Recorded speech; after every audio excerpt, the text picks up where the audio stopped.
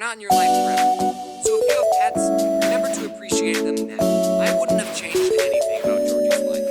She was... Sorry, that part got a little personal.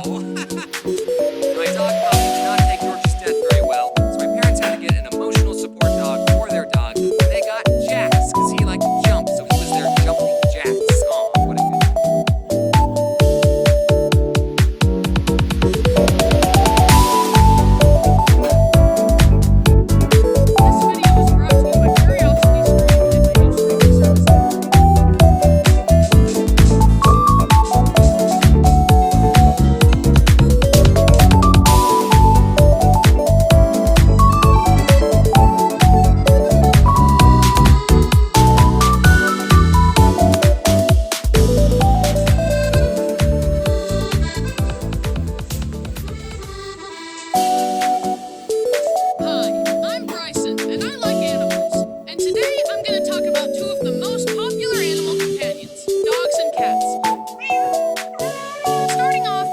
Totally a type person and not a cat person. I think it's a spiritual thing though, because 99% of the time when I see a random dog, I'm able to successfully call the dog over and pet it and we become best friends. Conversely, I have never successfully befriended a cat. I'm looking at pets and I try every time. Their energy is just so different that the cat just walks away when I try to befriend it. Here, kitty, kitty, kitty, kitty. Come here, let me pet you.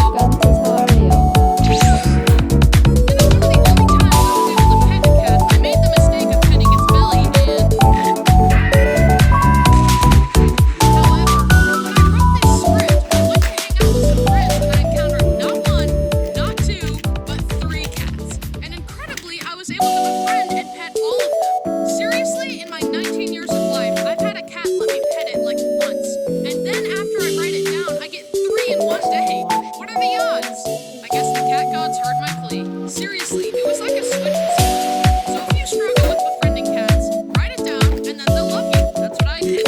Anyways, since that experience, I like to go around the neighborhood on an electric longboard at night and search for random cats to pet. It's been very fun. Although my neighbors did catch me sitting in their driveway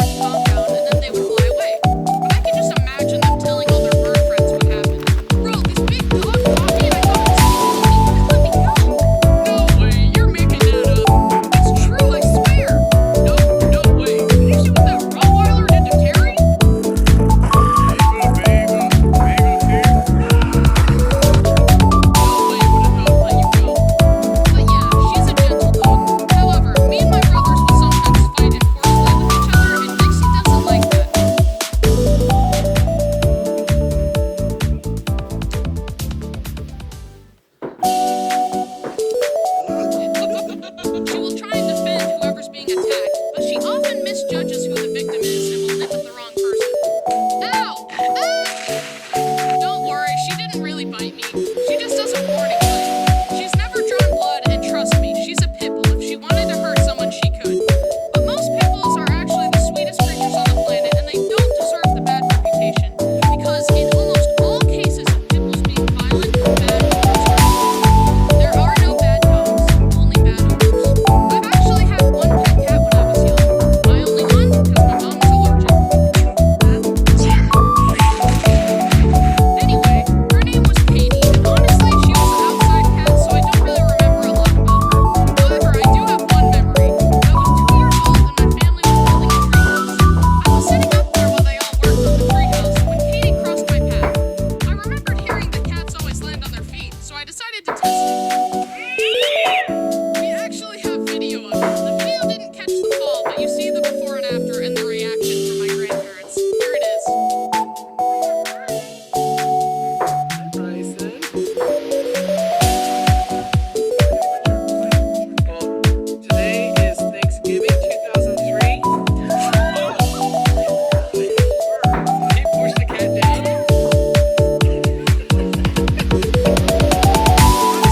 I'm sorry, I was only 2 years old. I hadn't discovered empathy yet. It wasn't a malicious attack. What went on in my head was cats land on feet, see cat, push cat, test theory. She was fine. She never forgave me. The issue with dogs and cats is that you get them, you fall in love with them, and then they die and it breaks your heart. And so I decided to get a pet that's a little more long term. Me, Scooter, and Egg, my 2 pet tortoises. These guys can live longer than 50 years, so they might outlive me. They are very personable and cute. The best pet rocks a guy could ask for. Dixie is also friends with the tortoises. However, she doesn't respect them very much because I feed the tortoises carrots, and for some reason Dixie really likes to eat carrots too. I don't know why. Anyway, I turned my back for 1 second and Dixie stole the carrots from Egg. She wasn't too happy about that. Although, since I feed them carrots, Egg now thinks that my fingers are carrots. I often take the tortoises outside so they can get some sun, and I give them baths to keep them clean and hydrated, and I love them. I'm the best dad ever. Although Egg ran away one time and was missing for 2 months. The way it happened was crazy. I was sitting in the front yard watching a show while the tortoises were chilling. Scooter was inside at all times, but Egg was taking a nap under a rock out of sight, and I would check on her every 5 minutes. This went on for an hour, and she hadn't moved at all.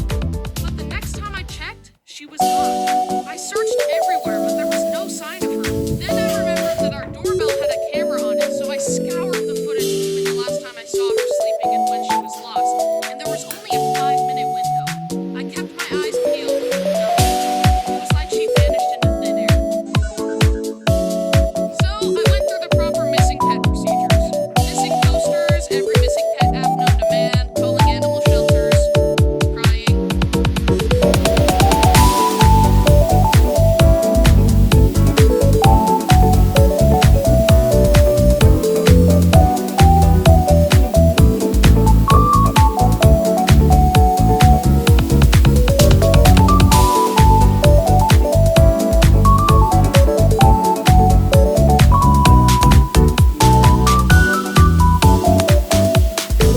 Since I love Bo so much, I also have a lot of nicknames for him.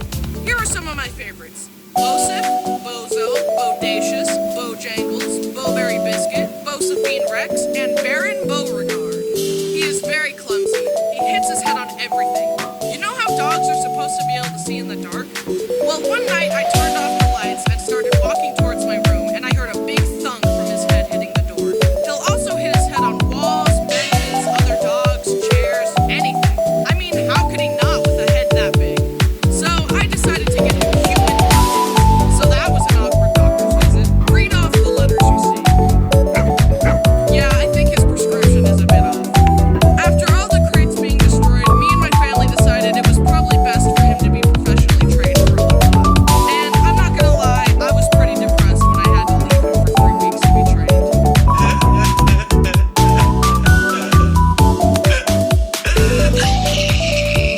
He was doing good, but let's be honest, I'm no professional, and he needed some better obedience. And I needed better training tactics. But I have him back now, and he's better than ever, and I'm never leaving him anywhere ever again. Well, off to my wedding. Bo, you are coming with me. Bo will now give the best